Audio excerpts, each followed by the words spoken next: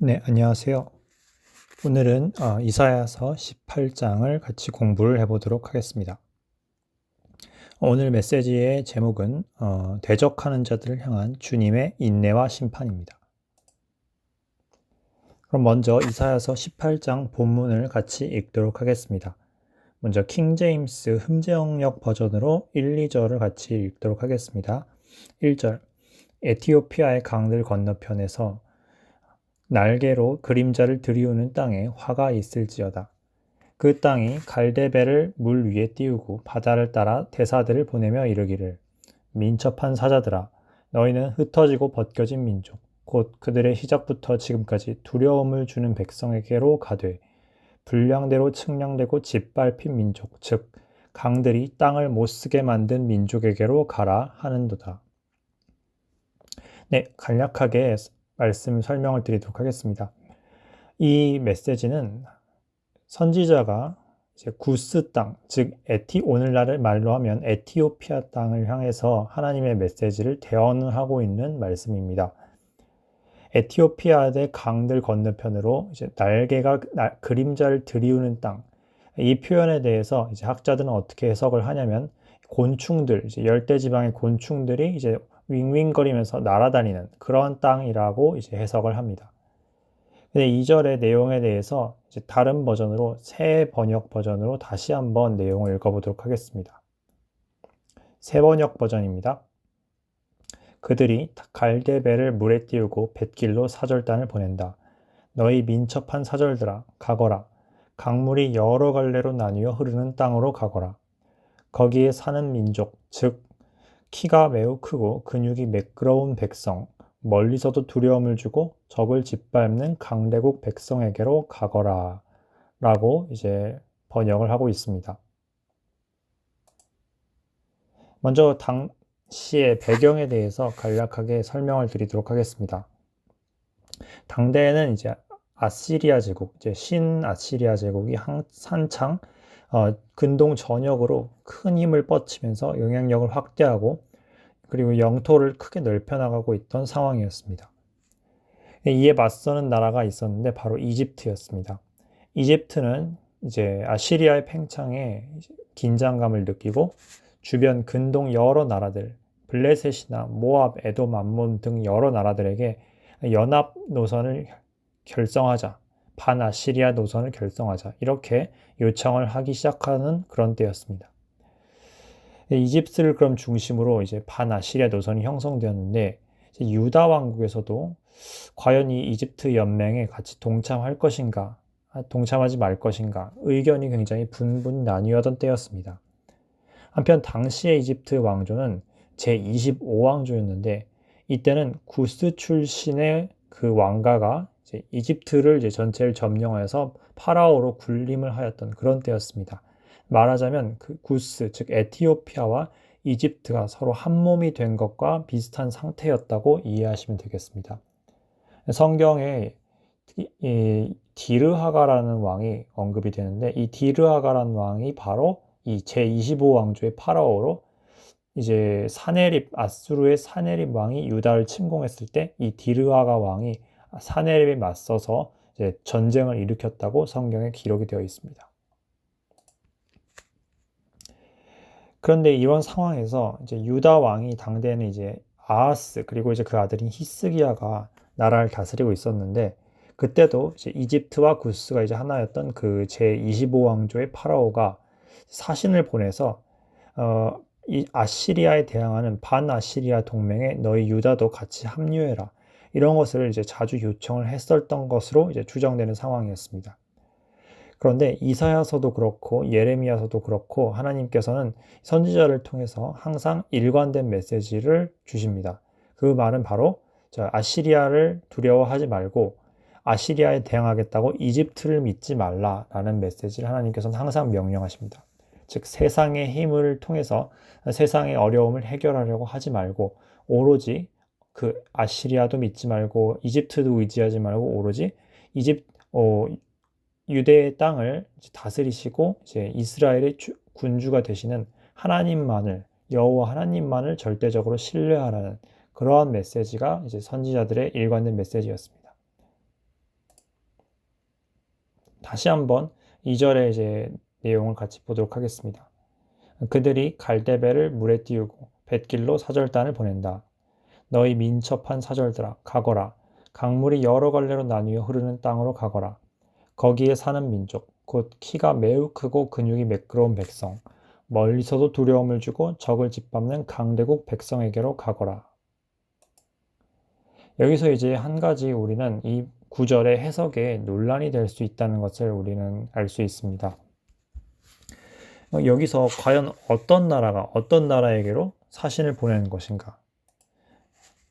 앞서 2절 내용을 다시 보시면 사절들을 마치 어디로 보내는 그런 내용이 나오는데 이제 어느 나라로 사절을 보내냐면 이제 강물이 여러 갈래로 나뉘어 흐르는 땅, 이 땅으로 이제 사절단을 보내는 내용이 나옵니다. 그렇다면 여기서 사절을 보내는 나라는 어디고 그 사절을 받는 나라는 어디인가에 대해서 여러 가지 설왕설래가 있을 수 있는데 먼저 첫 번째로 이집트, 즉 이제 구스와 이집트가 하나가 되었던 그 25왕조 이집트가 주변국들, 여러 근동의 다른 나라들로 동맹 요청을 보내는 사신이다. 이렇게 해석을 하시는 분들도 있고요. 또는 이렇게 해석을 하시는 분들도 있습니다. 이게 이제 가장 흔한 해석 중 하나고 가장 어떻게 보면 신빙성이 있는 해석인데 이집트 구스가 이제 유다에게로 동맹 요청을 보내었는데 그런데 그런 그들을 맞아들이면서 선지자 이사야가 그 사신들에게 거절의 메시지를 돌려보내면서 하는 말이 바로 2절의 내용이다. 즉 2절 돌아보시면 사절단을 그 땅이 이제 보냈는데 그 사절단에게 다시 이제 이사야 선지자가 말하기를 너희 구스에서 온 사절들아 그냥 집으로 돌아가거라. 너희 땅인 강물이 여러 갈래로 나뉘어 흐르는 그 땅 에티오피아와 이집트 땅으로 그냥 돌아가거라. 이렇게 거절하며 돌려보내는 메시지라고 해석을 하는 그 견해가 가장 지배적입니다. 그런데 문법적으로 이게 정확하게 딱 떨어지기가 어렵기 때문에 다른 해석도 있을 수 있습니다. 이제 구스 이집트 왕조가 이제 아시리아에게 사신을 보내는 것이다 라고 이렇게 해석을 하는 경우도 있습니다. 왜 그럼 사신을 보내느냐?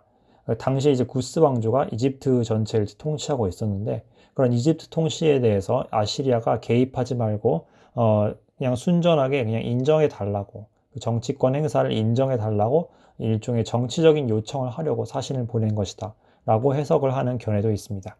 이런 경우에는 강물이 여러 갈래로 나뉘어 흐르는 땅은 이제 아시리아가 되는 것이겠죠.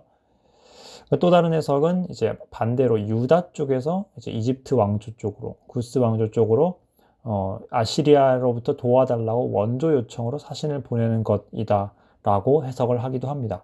문법적으로 사실 좀 애매한 면이 있기 때문에 여러 가지 해석이 갈릴 수는 있습니다. 다시 한번 세번역 버전으로 이제 2절을 읽어보도록 하겠습니다. 그들이란 게 이제 누구인지가 이제 관건이 될 것 같습니다. 유다인지 구스인지 이들이 어쨌든 갈대배로 물에 띄우고 이제 뱃길로 사절단을 보냈는데 근데 여기서 이제 그 다음 말하는 내용이 사절단을 보내는 사람들이 하는 말인 건지 아니면 사절단을 보냈는데 그 사절단을 맞아들인 땅에서 이제 거절의 메시지로 하는 말인 건지 굉장히 좀 이제 애매한 면이 있습니다. 다시 킹 제임스 흠정역 버전으로 다시 읽어봤을 때 그 땅이 갈대배를 물 위에 띄우고 바다를 따라 대사들을 보내며 이르기를 이렇게 번역을 했는데 이 흠정역 번역대로 하자면 그 땅, 이제 구스 땅이 사신들을 보내면서 그 구스 땅의 그 정치인들이 말을 하는 것이다. 그 사자들에게 너희가 어디로 가라 라고 말하는 것이다 라고 해석을 할 수 있을 것 같습니다. 근데 이렇게 하면 이제 이 뒤에 나오는 그 사신들이 보내어진 땅이 두려움을 주는 백성, 불량대로 측량되고 짓밟힌 민족, 강들이 땅을 못쓰게 만드는 민족이라고 해석이 되기 때문에 이게 지금 구스가 구스 땅에 사신을 보내는 것인지 아니면 구스가 아시리아에게 보내는 것인지 이제 좀 해석이 좀 애매한 면이 있습니다. 그래서 원어를 찾아봤더니 이 이르기를 영어로는 saying이라는 말이 그 원어에는 따로 포함되어 있지 않은 것 같습니다. 그래서 킹 제임스 역에서 이 이르기라는 부분을 그냥 생략하고 이 나머지 부분을 이제 우리가 문맥대로 이해를 하면 될 것 같습니다. 네, 이어서 이제 그 2절을 흠정역 버전과 그리고 세번역 버전으로 해석을 했을 때 여러분도 눈치를 채셨겠지만 굉장히 여러 가지 내용과 단어가 많이 다르다는 것을 알 수 있습니다. 사실 이제 단어들 자체가 약간 번역을 하기에 애매한 측면이 있긴 있었습니다. 먼저 이쪽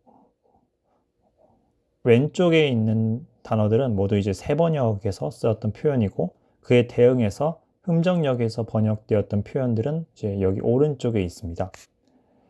세번역에서는 강물이 여러 갈래로 나뉘어 흐르는 땅, 이제 마치 굉장히 강이 풍부해서 비옥한 땅인 것처럼 이렇게 묘사가 되어 있습니다. 근데 정작 이제 킹제임스 흠정역 번역에서는 이걸 갖다가 강들이 땅을 못 쓰게 만든 민족, 마치 강들 때문에 어떤 땅이 범람하거나 아니면 뭐 강이 메마르거나 어떤 이유로 인해서인지 모르겠지만 강들로 인해서 오히려 그 나라 자체가 피폐화되었다 라고 이제 표현이 되어 있는 듯한 문맥입니다. 그리고 또 한편 민족들에 대해서 묘사할 때 세번역과 이제 다른 현대 역본들에서는 키가 매우 크고 근육이 매끄러운 백성, 근육이 매끄럽다는 게 굉장히 뭐 근육질이고 굉장히 튼튼하다, 뭐 이런 뜻으로 해석될 수 있겠죠. 키가 크다라는 표현도 있는 걸 봐서 굉장히 민족들이 강인하고 그 나라가 강대국일 것이다 라는 듯한 뉘앙스로 묘사가 되어 있습니다. 근데 정작 흥미롭게도 흠정역에서는 오히려 이들을 가리켜 흩어지고 벗겨진 민족, 마치 포로가 되어서 이제 수치를 당한 그런 굉장히 비천한 처지의 민족인 것처럼 묘사를 하고 있습니다. 또 한편 세번역에서는 적을 짓밟는 강대국 백성이라고 단어를 사용하고 있는데, 이제 흠정역에서는 워딩을 이렇게 표현하고 있습니다. 불량대로 측량되고 짓밟힌 민족, 마치 외국에 의해서 점령당해서 뿔뿔이 갈라져서 이제 처참하게 흩어진 민족, 이런 문맥으로 이제 표현을 하고 있습니다. 잘 보시면 알겠지만 완전히 뉘앙스가 정반대인 것을 볼 수 있습니다. 세번역 표현들은 하나같이 이 나라가 굉장히 강하고 힘이 있고 그리고 능력이 넘치는 이런 나라로 묘사하고 있는 반면에, 흠정역에서는 이 나라가 하나님의 저주를 받은 듯이 완전히 뿔뿔이 흩어지고 약해지고 비천한 처지에 있는 그런 땅과 민족이다, 이런 문맥으로 전혀 반대 방향으로 묘사를 하고 있습니다. 그럼 대체 어느 것이 맞는 표현인가? 단어에 약간 애매모호함이 있는 건 사실입니다. 원어 단어가 이쪽으로 해석하기도 애매하고 이쪽으로 해석하기도 좀 애매한 측면이 있습니다. 저는 이게 어쩌면 하나님의 절묘한 섭리로 이렇게 두 가지 번역으로 번역된 건 아닌가 하고 약간 그런 생각을 해보게 되었습니다. 이 대상, 여기 그 전절에 이 절에서 말씀드렸던 이 민족은 사실 여러 문맥들로 보았을 때 가장 합리적인 해석은 바로 이집트와 구스 땅을 의미하는 것으로 해석을 해야 됩니다. 근데 세상이 보기에는 이 이집트와 구스 왕조는 굉장히 강대국이고 그리고 멋지고 휘황찬란한 그런 민족이었습니다. 당시에는 굉장히 영향력이 강한 나라였고 아수르에 맞설 수 있을 만한 그런 힘이 넘치는 듯한 민족으로 많은 민족들이 우러러 보았습니다.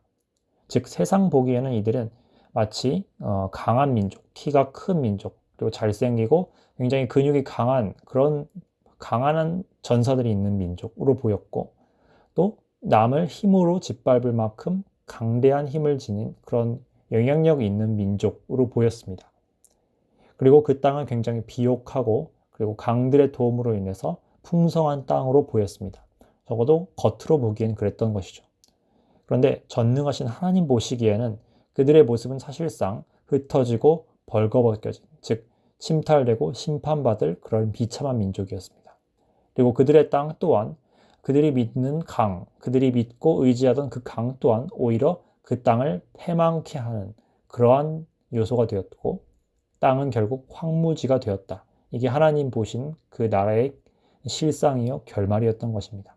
마치 출애굽 당시에 이집트가 나일강의 그 축복으로 인해서 풍성함과 비옥함을 얻었으나 실상 모세를 통한 하나님의 10가지 재앙이 닥쳤을 때 그 나일강은 오히려 피로 변함으로써 이집트 사람들을 비참하게 만들었던 것과 굉장히 비슷한 모습입니다.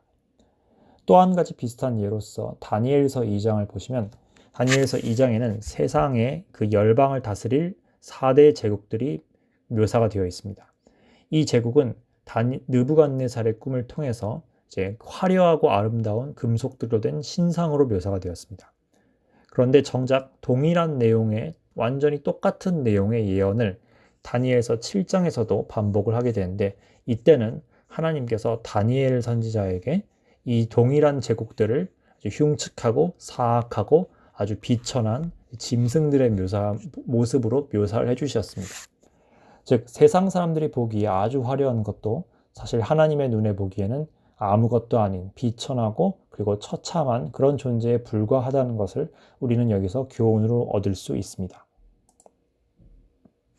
이어서 이사야 18장 3절부터 제가 읽도록 하겠습니다. 세상의 모든 거주민들과 땅에 거하는 자들아, 그분께서 산 위에 길을 세우시거든 너희는 볼지어다. 그분께서 나팔을 부시거든 너희는 들을지어다. 자, 이 메시지는 하나님께서 앞으로 아수르 땅을 향해서, 아수르의 유다 침략자들을 향하여서 어떤 식으로 다스림을 베푸실 것인지에 대해서 주님께서 미리 경고와 그리고 예고의 선언을 하고 계신 것입니다.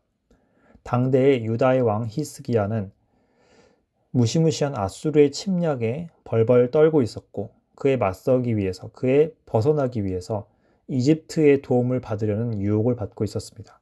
그러나 선지자 이사야는 앞서 말씀드렸듯이 하나님의 메시지를 일관되게 전했습니다. 절대로 아수르에 대항하되 이집트를 믿지 말고 이집트를 의지하지 말고 오로지 하나님 한 분만 의지하라. 그런 메시지를 보냈었고, 그 때문에 구스 이집트에서 사신이 동맹 요청을 했을 때도 너희는 그냥 돌아가거라. 그냥 우리는 하나님을 의지하고 하나님의 뜻대로 아수르로부터 구원을 얻을 것이다. 라고 당당하게 거절을 선포한 것을 앞선 2절에서 보았었습니다.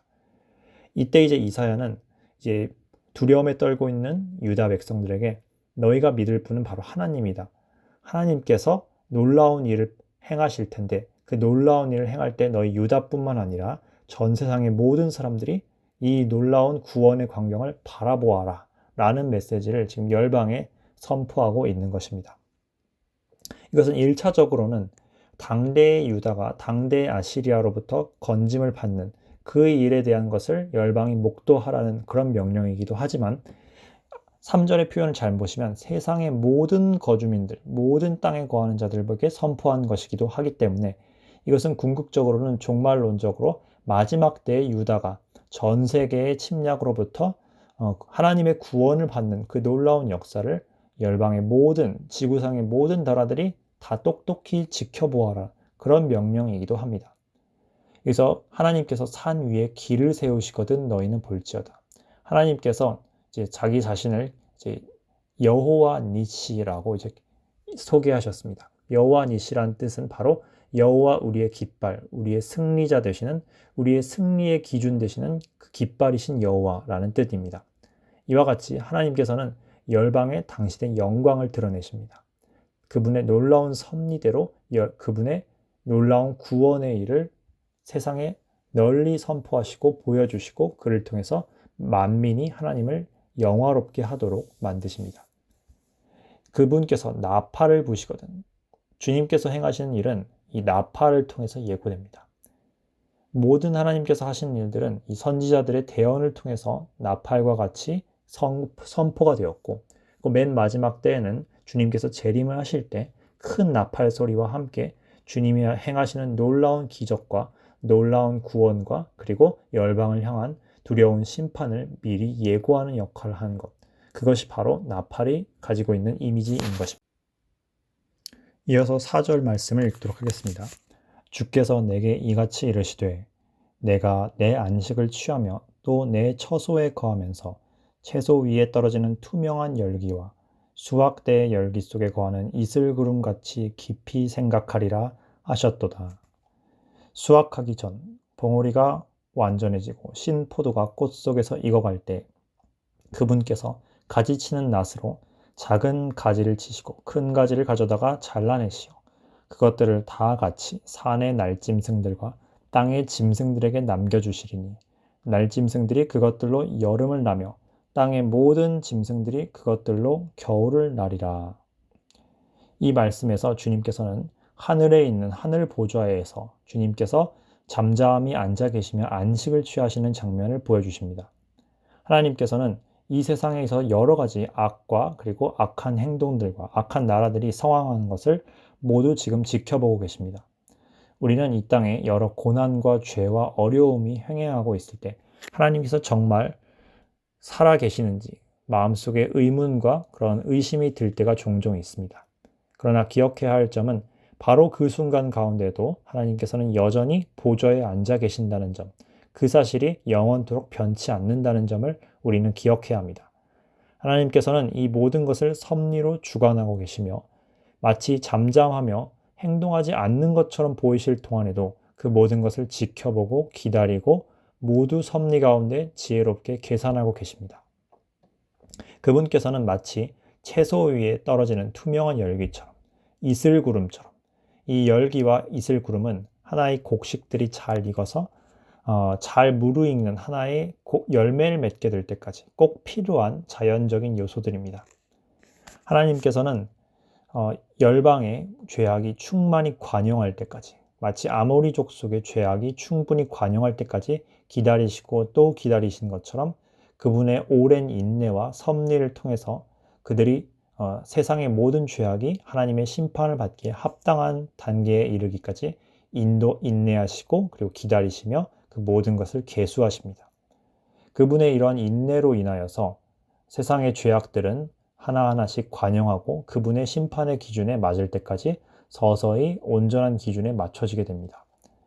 이들은 결국에 하나님의 그 심판의 그 커트라인에 들어가게 될 것이고 그 결과 마치 포도가 익어서 그 심판의 때에 이르게 된 것 같이 충만하게 포도가 익고 죄악이 관영하게 되었을 때 하나님께서는 비로소 인내의 행동을 멈추시고 심판의 낫을 휘두르십니다. 이 장면, 죄에 관영한 죄의 열매들이 충만해졌을 때 하나님께서 죄인들을 거두어서 낫으로 베셔서 그것들을 산의 짐승과 날짐승들에게 넘겨주시는 이 두려운 심판의 순간, 이 심판의 순간이 어느 때가 될지는 몰라도 반드시 임하게 된다는 사실을 우리는 기억해야 합니다. 이 장면을 가장 생생하게 묘사한 것이 바로 요한계시록의 기록입니다. 요한계시록 14장 15절 또 다른 천사가 성전으로부터 나와 구름 위에 앉으신 분에게 큰 음성으로 외쳐 이르되 주의 낫을 휘둘러 거두소서 땅의 수확물이 익어 주께서 거두실 때가 이르렀나이다. 구름 위에 앉으신 분께서 자신의 낫, 이번에도 낫이 나왔습니다. 낫을 땅 위에 휘두르사 땅을 수확하시느니라. 또 다른 천사가 하늘에 있는 성전에서 나오는데 그에게도 예리한 낫이 있더라. 또 불을 다스릴 권능을 가진 또 다른 천사가 제단으로부터 나와 예리한 낫을 가진 자에게 큰 외침으로 외쳐 이르되 너의 예리한 낫을 휘둘러 땅의 포도송이들을 모으라. 땅의 포도들이 충분히 익었느니라 하더라. 그 천사가 자신의 낫을 땅에 휘둘러 땅의 포도를 모아 하나님의 진노의 큰 포도즙 틀에 던지니 도시 밖에서 그 포도즙 틀이 밟혔고 포도즙 틀에서 피가 나와 말 굴레까지 닿았으며 1600 스타디온까지 퍼졌더라. 또 요한계시록 19장입니다. 17절에 보면 또 내가 보니 한 천사가 해안에 서서 하늘 한가운데로 날아가는 모든 날짐승을 향하여 큰 음성으로 외쳐 이르되 너희는 와서 위대하신 하나님의 만찬에 함께 모여 왕들의 살과 대장들의 살과 용사들의 살과 말들의 살과 말탄 자들의 살과 자유로운 자나 매인 자나 작은 자나 큰 자를 막론하고 모든 사람의 살을 먹으라 하더라. 오늘 이사야 말씀에서 나왔던 그 모든 내용이 정확하게 여기 담겨 있습니다. 이것은 최후의 때 예수님 재림하실 때 끝까지 불순종하고 그분을 받아들이지 않는 불신자들을 향하여 하나님께서 진노의 포도즙 틀 심판 또는 하나님의 큰 만찬이라고 불리는 짐승과 날짐승에게 시체를 뜯어먹기는 그런 무시무시한 심판의 장면을 하나님께서 요한계시록에 기록해두고 있고 이것은 이사야서의 말씀의 정확한 예언의 궁극적인 성취라고 볼 수 있습니다. 즉 이사야서 18장의 이 하나님의 심판의 묘사는 1차적으로는 당대의 역사, 즉 유다를 침공하려 했던 사네립의 아시리아가 하나님의 천사로 인하여서 하룻밤 사이에 18만 5천 명이 전멸을 당하고 그들이 모두 산송장이 되는 이 심판을 묘사한 것이기도 하지만 궁극적인 성취는 마지막 날에 예루살렘과 이스라엘 그리고 성도들을 공격하는 최후의 세계연합군이 아마겟돈 전쟁에서 주님의 심판을 받고 모두 죽게 되는 그런 것을 동시에 예언하는 것이기도 합니다. 우리가 기억해야 할 메시지는 이것입니다. 하나님께서는 죄인들을 향해서 바로 심판하는 것이 아니라 오랫동안 참고 기다리십니다. 그분께서는 한 명이라도 더 회개하고 돌아오시기를, 가능하면 모두가 회개하고 돌아오기를 원하고 계시기 때문에 우리를 향해 오래 참으시고 죄인들을 돌아오도록 기다리고 그리고 요청하고 계십니다. 그러나 그러한 인내는 영원히 가지는 않습니다. 때가 이르게 되고 반드시 심판의 때가 무르익습니다. 죄가 충분히 관영하게 되면, 그리고 죄의 포도송이가 충분히 익게 되면 그때 그분은 낫을 드시고 그리고 그분의 섭리가 마침내 심판으로 이어지게 됩니다. 기다림은 굉장히 길고 굉장히 지루하고 이제 그리스도인들이 볼 때는 이 과정이 굉장히 고통스럽게 느껴지지만 결국에 최후의 심판의 때는 도적과 같이 급히 찾아오게 될 것입니다. 그럼 그 주님의 심판으로 인해서 어떤 결과가 이어지게 되느냐? 이사야 18장 7절 마지막 구절 읽어보겠습니다. 그때 흩어지고 벗겨진 백성, 곧 그들의 시작부터 지금까지 두려움을 주는 백성, 아마도 구스와 이제 이집트 땅을 말하는 것 같습니다. 만군의 주께 그들이 예물을 가져오되 분량대로 측량되고 짓밟힌 민족, 강들이 땅을 못쓰게 만든 민족이 만군의 주의 이름이 있는 곳 시온산으로 가져오리라. 즉 이집트와 구스 땅이 즉 하나님의 관점에서 봤을 때 짓밟히고 그리고 비천한 처지가 되었던 이 민족이 하나님께서 아시리아를 이렇게 심판하시는구나, 혹은 하나님께서 마지막 때에 그 세계 연합군을 이런 식으로 심판하시는구나 라고 깨닫고 남은 자들이 여호와 하나님을 알아보고 여호와 하나님을 향해서 민족적인 회개를 하고 그분께 영광을 돌리고 그분을 경배하는 그런 놀라운 역사가 이루어질 것이라고 예언을 하고 있습니다. 이것이 이제 역사적으로 과거 역사에서 얼마나 부분적으로 성취되었는지 모르겠지만 그 당대에는 이집트가 전 민족적으로 예수님께로 또는 이제 여호와 하나님께로 전 민족적으로 회개하는 역사가 이루어지지는 않았던 것 같습니다. 그러므로 이것이 궁극적으로 성취되는 시점 역시 마지막 때의 최후 대환란이 끝나고 그리고 주님이 심판을 마쳤을 때 이집트 지역에 있는 남아있는 자들, 남아있는 회개한 자들이 전 민족적으로 예수님과 하나님을 경배하게 되는 그 사건을 예언한 것으로 생각이 됩니다. 요약하면 이제 유다뿐만 아니라 결국에는 하나님의 이 놀라운 심판과 그리고 섭리의 역사로 인하여서 이집트와 구스마저도 하나님의 영광을 깨닫게 될 것이다. 아직 이 예언이 고대 이집트에서는 다 성취되지는 않은 것 같습니다. 즉 궁극적으로는 최후 역사의 때가 이르러서야 그때 가서야 성취될 것으로 보입니다. 그 시점 때 이제 이집트는 민족적인 회개를 이룰 것인데 이것을 자세하게 묘사한 것이 바로 이사야 19장입니다. 그래서 오늘 말씀은 여기까지이고요. 앞으로 이제 이집트가 어떻게 될 것인지, 역사 속의 이집트와 마지막 때의 이집트를 서로 겹쳐서 오버랩을 하면서 마지막 날에는 이집트에 어떤 일이 있을지에 대해서 여러분과 나눠보고자 합니다. 그래서 앞으로 시리즈물로 다룰 거고요. 그래서 이사야 20장부터 시작해서 예레미야 46장, 에스겔서 29, 30, 31, 32장, 그리고 다니엘서 11장과 그리고 이사야서 19장을 마지막에 다루도록 하겠습니다. 네, 오늘 말씀을 통해서 하나님의 놀라운 인류 경향 역사에 대해서 여러분께서 더 아시고 그리고 하나님을 더 영화롭게 그분을 알아가는 여러분이 되셨으면 합니다. 감사합니다.